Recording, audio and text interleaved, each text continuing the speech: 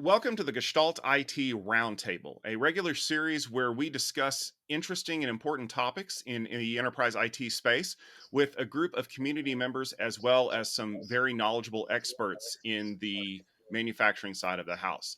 This roundtable today is brought to you by Dell Technologies. I'd like to take a moment for our guests to introduce themselves before we get started, before we jump into today's topic, starting with Jeffrey. Hey everybody, my name is Jeffrey Powers. I run a website called Geekazine over at geekazine.com. Been doing it for 15 years, YouTube producer and live streamer. My name's Evan Mintzer. I'm an information security manager located in the Philadelphia region. I work for a global healthcare services provider. I can be found on Twitter at Evan Mintzer. All right. And joining us from the Dell Technologies side, Scott. Hey, everybody. My name is Scott Delandy. I am part of Dell's Infrastructure Solutions Group, and I am an engineering technologist. Been with, actually started with EMC and now Dell, and been with both organizations for now going over 3 decades. So, long time working in in sort of the infrastructure side of the business. All right. And lastly, Pete. Hi, thanks. I'm Pete Gerr from Dell Technologies. I'm a senior consultant in our portfolio marketing group, and I help Dell set its security marketing strategy and roadmap. Thank you very much for joining us. Let's jump into the topic of today's roundtable. We're going to be talking a little bit about cybersecurity. It's a very interesting, hot topic right now going on in the community because we've seen a lot of interesting problems that have started cropping up, especially when it comes to the ways that bad actors are trying to get access, not just through our perimeter defenses, but to the data where it rests. This is no longer the realm of kids who are spending their time trying to prove that they're elite and can break into systems just to deface them and say that they did something cool. We're working in a world where professionals are trying to capture data. Perhaps they're trying to steal intellectual property, or worse yet, maybe they're just trying to corrupt the data that you have in your locations and make you pay a ransom to get it back. I mean, ransomware is kind of the colloquial term for a lot of these tools that we're seeing. But I want to start this discussion off by asking some of our experts, as well as our friends from Dell, what is it about these new programs that we're seeing that are causing them to kind of be able to evade the perimeter security? Like, I know that from my perspective, being in security as long as I've been, it's always been a matter of just putting up some good defenses on the outside and making sure that they can't get through those defenses. Things like firewalls, things like zero trust architecture, which is becoming more popular. But what is it about malware and ransomware that allows them to kind of evade that detection mechanisms? Yeah, Tom, there's two things that come to mind on that question. One, you used to have that centralized location where you put a firewall up and everything inside the firewall is protected. That's no longer the case. First, you have a lot of cloud activity, but you also have, because of the pandemic, a lot of people have worked remotely. I mean, personally, I went from being in an office daily to being at home primarily. So with a lot of people working remotely, how do you deal with that perimeter situation? The other thing I think about, and I think it was the Uber break in that was a perfect example.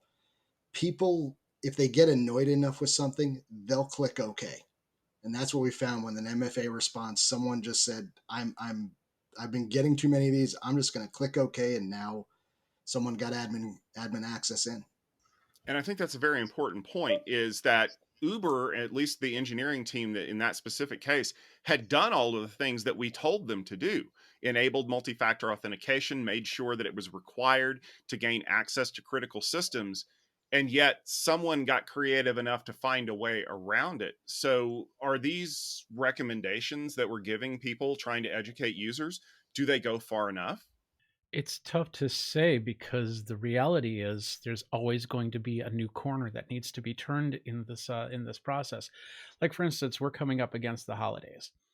A lot of people are going to be taking a week off, which means that and a lot of people are saying you got to do the digital office detox. You can't look at your email, you can't do that. But when they come back, they're going to be dealing with a email box full of emails, and sometimes you just become a zombie, start clicking clicking clicking, and then that one email, which a lot of these ransomware companies are doing, are doing all these repetitive emails again and again. I can't tell you how many times I get an email that says that I won a Yeti M Hopper, whatever the cooler is, and I have to click on it. And of course, then there is the alternate click option. PDFs. You'll get a PDF that says this is your account statement, and then you'll click on the PDF, and it'll bring you here, and there'll be another link, and that link will be the link that brings it all in. So you have a lot of people trying to go through all their emails. They're trying to understand what's going on, and then they just accidentally click on something, and that could bring everything down if you don't have the proper updates or anything like that set in. And that's the other half of it. As these holidays come up, there's a lot of days where support is not at 100%. When a ransomware attack occurs, then they have more time to get through a system rather than being thwarted because people aren't at their desks because they're on vacation. It's an interesting point that you bring up there, because what we're all actually seeing is that they are targeting people who, not only one, are probably affected by alert fatigue. How many more times am I going to get notified that this system is down? But more importantly, that have access to the systems that they want to get access to. It's amazing to me how the Venn diagram of people with privileged access and people who are overloaded by alerts tends to look like a circle. Yeah, I think so. What I've been seeing in a lot of the IT organizations that I've been talking to recently is that I wouldn't say they've sort of thrown up their hands and said, it's near impossible to close every gap and to be able to monitor every possible vulnerability. So the cyber resiliency infrastructure has really become more and more important, where now we're not just trying to build things to keep bad actors out, but now we're trying to actually provide solutions around, well, what happens when a bad actor gets in? What can we do to detect those breaches as early as possible?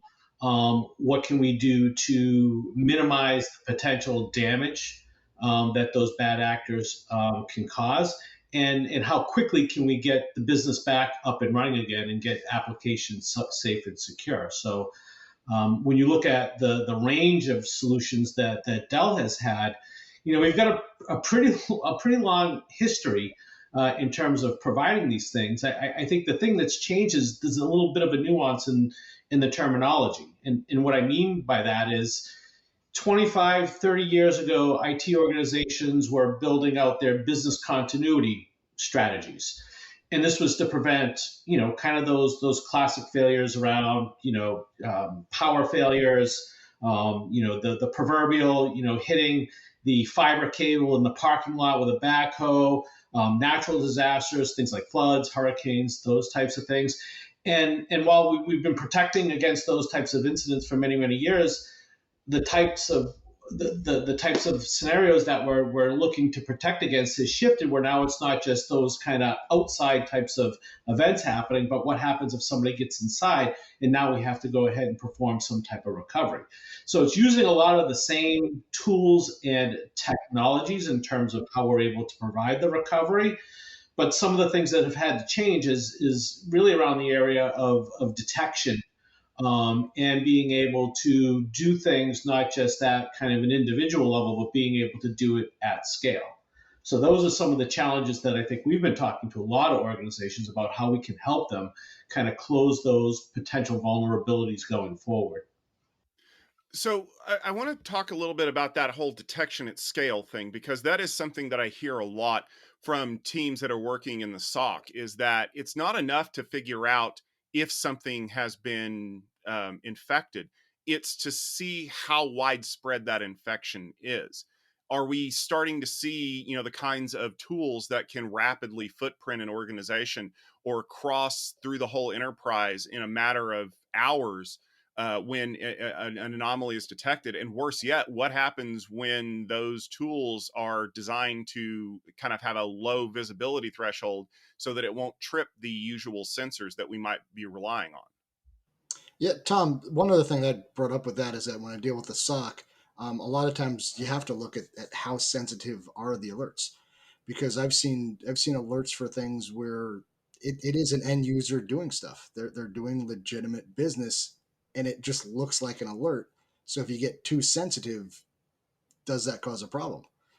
Do the alerts go away? Great, the alerts are away, but now we're going to miss things that we need to not miss. Yeah, I think everything that's been said, I really agree with. I think part of the problem is the scope and the scale of today's IT environment. We've just all grown and expanded our IT footprint so quickly over the last decade that I think in a lot of cases security hasn't been able to keep up. We've really optimized for productivity and flexibility, as Evan said, right? Well, a lot of us are still working from home. The digital transformation, if you want to call it that, everybody working from everywhere over the last 2 years has put a lot of pressure on perimeter detection. And to me, it's really that users have to accept that prevention is not always going to be effective, and they have to have a recovery plan, and they have to plan to be more resilient. They have to accept that cyber attacks are really part of today's environment. uh, I'm going to try to prevent them, but I also have to spend time understanding how I'm going to recover and keep my business or organization going. Pete, I am so glad that you said recovery plan and not backups. I feel like that there are a lot of organizations out there that just kind of toss that card out on the table and say, "Oh, well, we're backing everything up. It's not going to be a problem because we've got, maybe it's replicated data to a warm site, or going as far back as we have the rotation of the tapes, that we take those tapes and put them somewhere in the event that something goes wrong." But I think that with the sophistication of what we're seeing now, it's not just enough to have backups. Maybe you could kind of tell a little bit more about, what needs to go into that plan, because I think that what we're starting to see is that the attackers know that there are backups too, and they want to be able to persist through that recovery.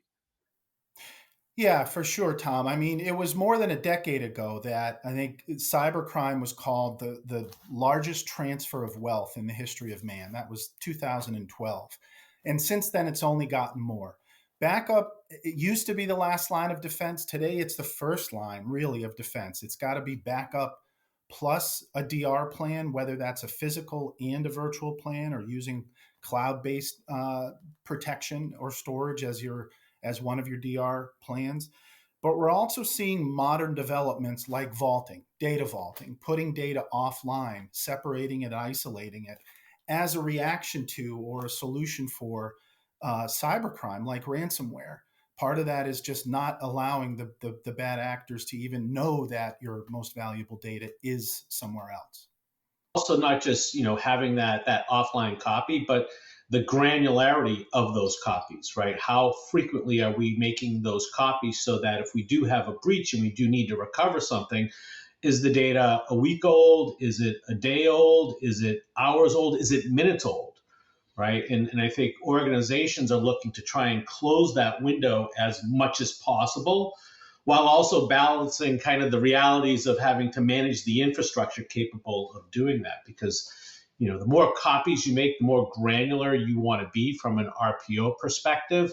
That complicates the whole process around how you manage all of the data and all of those different copies, and then how you actually recover in terms of finding what's the good point in time that you want to recover to, right?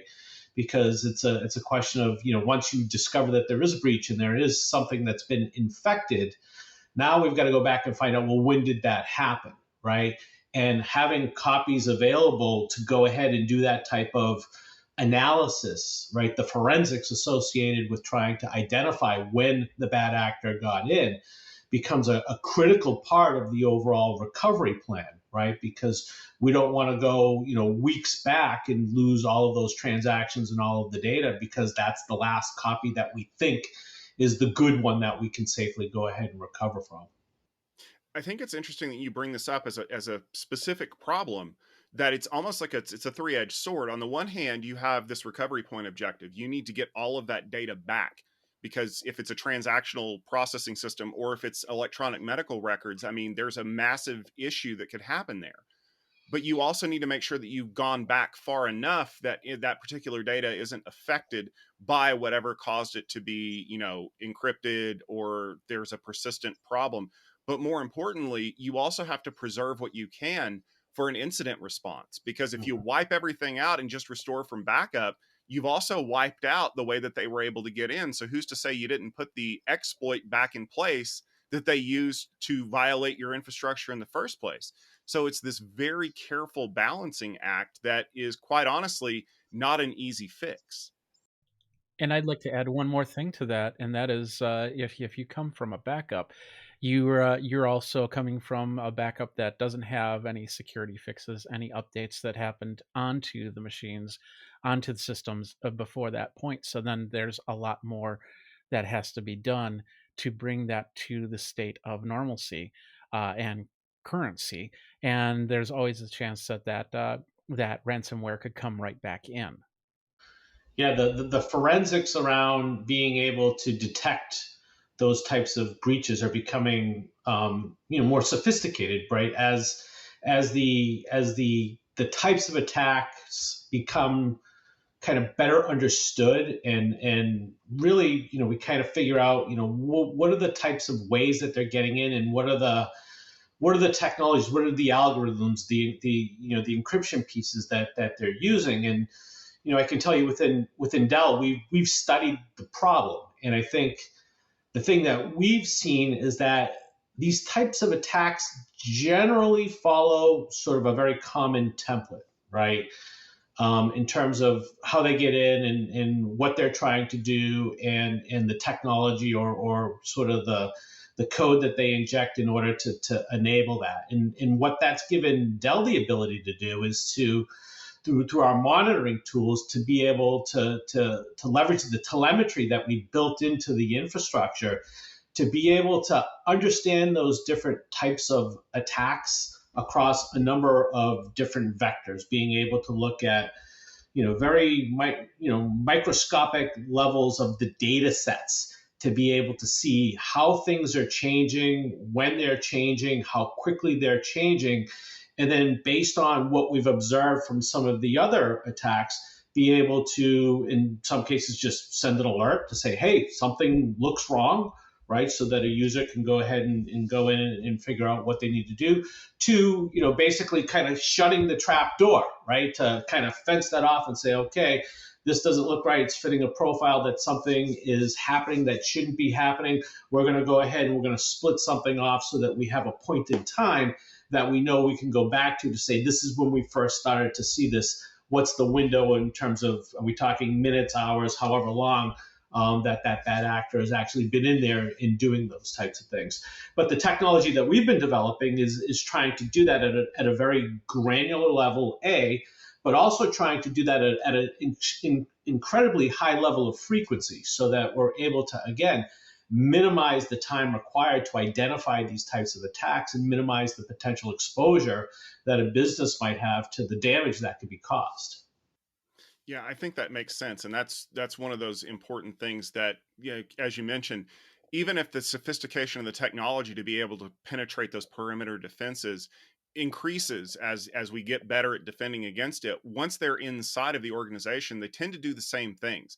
They tend to look for persistence avenues. They tend to footprint your environment to figure out what's there and what else they can exploit, and then they tend to go after their target, whether it's data theft or data corruption, because if they're professionals, they're not going to get paid unless they can find a way to make it painful for you to want to pay them to get that back.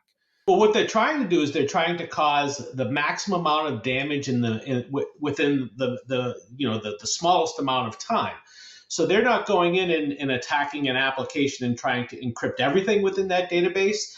They're going in, they're trying to find out, what are the important pieces of data, the indexes, the tables, and if I can get that 2, 3, 4% of that data, then I can render the rest of that application useless. So I don't have to, go in and attack, terabytes worth of data in order to do damage. I can do things at a much smaller scale, which gives me the ability to do things quicker and impact, a broader set of applications, or a broader set of users by doing that. It makes me laugh because it's kind of like the idea of a parking boot. If you haven't paid your parking tickets, I don't have to lock the entire car in a cage. All I have to do is disable one of the wheels and you can't use it anymore. Correct. Yes. Or take out your Active Directory, or take out your DNS tables, or something that is foundational to your business, right? That is going to take everything else down with it, or is going to at least take you as an organization offline for quite a while. Evan, Jeffrey, have you guys had any experience with seeing that kind of behavior where it's a critical piece of your infrastructure that suddenly gets taken offline, or maybe they don't have to encrypt the entire database, just the ways for you to look things up? I think a lot more of what I see is when they're trying to go after something that they can sell. So they're trying to uh, get in, get out, try and get the payment as quick as possible, and it might be trying to get PHI or PII that they could then sell on the black market, or trying to get somebody even just send them iTunes cards because they've gotten some data out of them. Um, the attacks to cripple an infrastructure, not as much, but I see more about trying to get the quick buck. Yeah, I totally agree. It's not as much on the fact that, because that requires some research as to what areas do I need to pull to make this big organization not work anymore. Instead, it's better to just kind of put the padlock on the door rather than put the padlock in specific places, because then you know exactly where that padlock is going to go, and then that way you could do a whole ton of research on these companies, but if they have a DR plan, they have a backup plan, and within 2 hours they're back up and running with your ransomware gone, then it's not going to do much for them. They can move on to the next person and cause problems there. And I want to go back to this idea of backups, because I feel like, as we've already mentioned, that people tend to rely on them a lot. I mean, I've seen specific information that says, "Oh, don't ever pay, just restore from backup." But I've also been on the other side of what happens when your data protection scheme fails because someone forgot to trade out the media, or it could be as bad as, "Oh yeah, we already backed up the data that was encrypted and overwrote the data that we wanted to restore from because we didn't know how long it had been there and what had happened." So, I mean, what are some pointers for people that maybe are looking to, expand their protection mechanism away from that? Because, as Pete said, it used to be that backups were a last line of defense against this. And now they're kind of the first thing we have to turn to, but they're also the first thing that typically gets tossed out the window because of the complexity of the things we're dealing with. Yeah, I think Pete mentioned it a little bit earlier, where we have a lot of users out there that are very interested in implementing vaulting technologies, and there's a variety of different options depending on the type of infrastructure that you have deployed. So we have, for example, a virtual vault that we've been doing for like 100 years. We used to call them snapshots, right?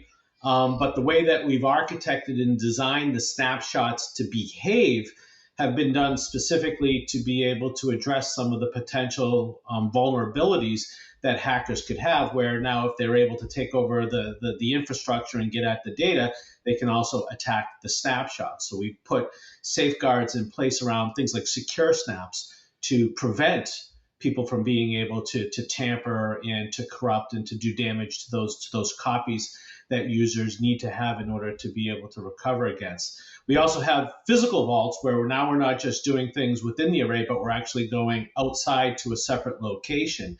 And these are air-gapped types of solutions where that secondary infrastructure is only connected in order to do the updates. And we make sure that those updates are good copies once we're able to get those over onto the to the remote side, and then we sever the relationship between the two so that it really does close the window or greatly minimize the potential risk of somebody being able to get access to one site that could potentially fall over and spill over to corrupt that backup copy. So and again, the thing as I pointed out is that the technologies under the covers, the basic components aren't necessarily new. We've been doing it as part of business continuity for a number of years. But what we're doing is we're evolving these solutions to really specifically address the security requirements. It's not that, that hurricane coming up the coast that you have 4 hours that you need to fail everything over. It's now, okay, something has happened and I need to go ahead and I need to recover an application or a part of the business as quickly as possible. Ready, hit the stopwatch and go. Yeah, I think that's important because you never know when something like that might happen. It's not like the bad guys kind of make the announcement, "Hey, we're going to be encrypting your systems next week. I hope you have a good backup." Just like, we may have a little bit of warning when it comes to a natural disaster, but the unnatural ones are just as destructive. But I want to talk a little bit about why we kind of find ourselves sometimes hemmed into these situations when it comes to our security policy. And it has a lot to do with regulatory concerns because a lot of what we do in security is driven by regulatory requirements. Yes, we want to keep our passwords safe and we want to make sure that our users are protected, but it's not just us wanting to do that. There are things like PCI for payment cards. There's all kinds of medical regulations about making sure that data is protected. And if you think to yourself, wow, I'm seeing a lot of news stories about companies that are being infected, um, maybe that's because they're mandated to report that. So, Evan and Jeffrey, I know that you guys have worked with a variety of customers over the years. Do you find that security can kind of cause a lot more information to be released about these kinds of attacks because there's a mandated report, or you need to make sure that your customers are aware that there's a possibility that their data could have been breached somewhere? Yeah, the customer thing's a perfect example. I mean, we have requirements from our customers that if their data is breached, even if it's not that the data is breached, but there's a possibility it is, I need to report to them within a very short time frame because they want to know. And going back to how you destroy a company, that right there could do it. Just dealing with your with the brand and showing that we're not as secure would be a huge thing.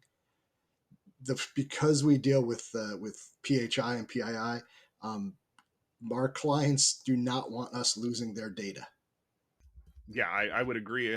The worst thing in the world is to find out, oh, hey, my entire system of medical records was just exposed on the internet. Like maybe if they have my frequent flyer mile data, I'm not as worried about it. But if they know what kind of medications I take or any of that other stuff, like I would be very, very worried about that. And like you said, it's not even that the data was exposed. It's that now I am questioning whether or not I trust that organization to hold on to my data anymore. Because one of the things that we see over the course of time is that it's not just that the attackers are able to get in and take that stuff.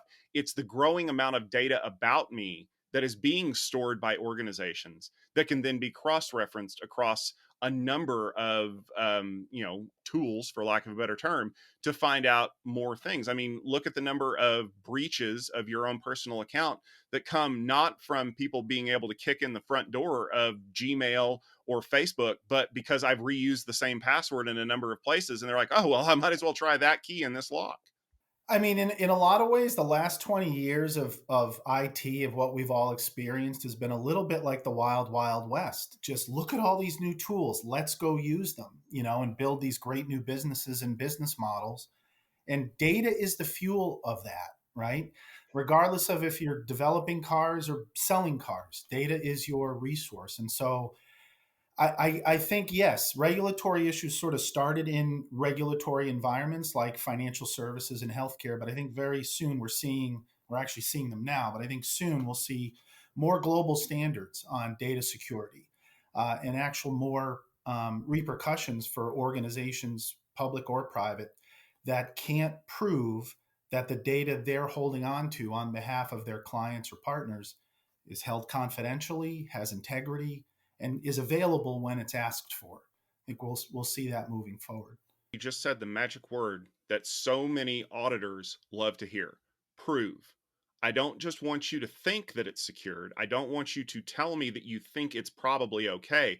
I want you to show me proof that it is. I want you to pull up reports. I want you to show me access logs. I want you to be able to tell me without a doubt that this bad actor using this account never saw that data.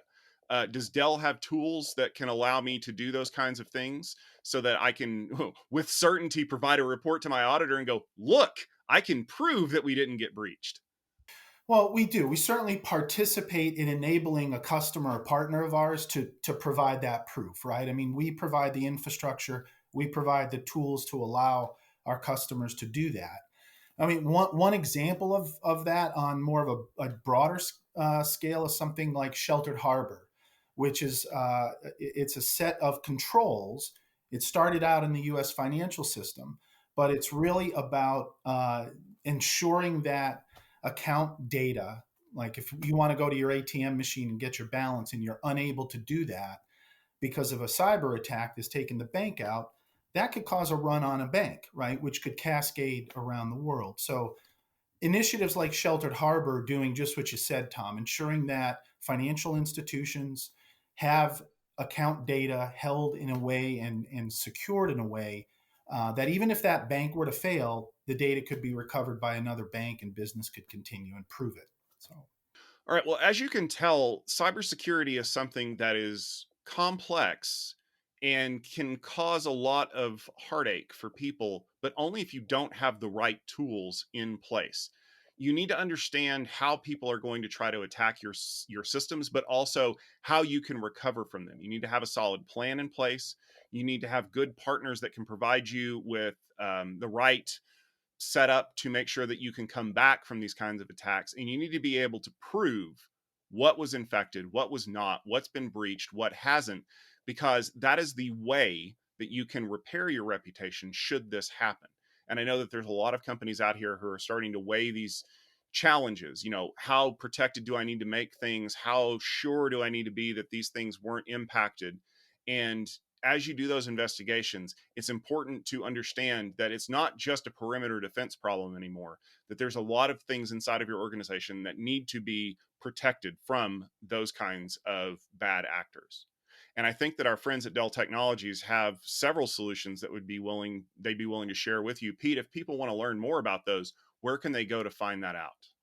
super easy. Just search for Dell Security Solutions and you'll find everything you need to know. I want to thank our guests for joining us today for this great conversation. I also want to thank our friends at Dell Technologies for bringing it to you as well. Remember, if you have any questions, you can always tweet at us. We're at Gestalt IT. You can also check out the show notes from this episode to learn more about Dell Technologies and how to get in contact with them. We'll be back with another great roundtable very soon about an enterprise IT topic that is interesting and important to you. We invite you to check out the website gestaltit.com for more great conversations like this, as well as our YouTube channel at youtube.com/gestaltit video. Thank you very much for tuning in, and we will see you soon.